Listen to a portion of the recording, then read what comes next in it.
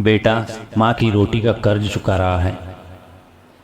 पत्नी लगातार माँ पर आरोप लगा रही थी और पति लगातार उसे सीमित रहने को कह रहा था, लेकिन पत्नी थोड़ी देर के लिए भी चुप नहीं हुई।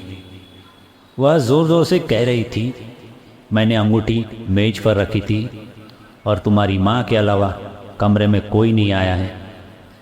रिंग हो या ना हो, माँ ने ही इसे उठाया था। और जब पति से सहन नहीं हुआ तो उसने अपनी पत्नी के कान के नीचे रख दिया। 3 महीने पहले ही हुई थी शादी।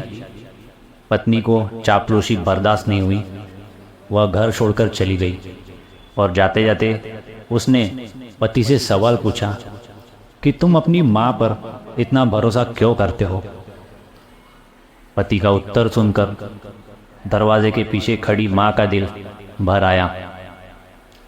पति ने पत्नी को बताया कि जब मैं छोटा था मेरे पिता की मृत्यु हो गई और मेरी माँ पड़ोस में झाड़ू पोछा करके कुछ पैसे कमा लेती थी, जिसमें कभी पेट भरने के लिए माँ थाली में रोटी देती थी और खाली कटोरी को ढककर रखती थी और कहती थी, मेरी रोटी इस डिब्बे में है, बेटा खा लो। मैं आधी रोटी खाकर बाकी रख देता था और माँ से कहता, माँ पेट भर गया, अब खाने का मन नहीं करता। आज मैं 2 रोटी कमाने के लायक हो गया हूँ, लेकिन मैं सोच भी नहीं सकता कि उस वक्त अपनी भूख मिटाने वाली मेरी माँ ऐसी अंगूठी के लिए भूखी होगी। तुम 3 महीने मेरे साथ रही और मैंने माँ की 25 साल की तपस्या देखी है। यह सुनकर माँ की आंखों में आंसू आ गए। वह समझ ही नहीं पाई कि बेटा उनकी रोटी का कर्ज चुका रहा है।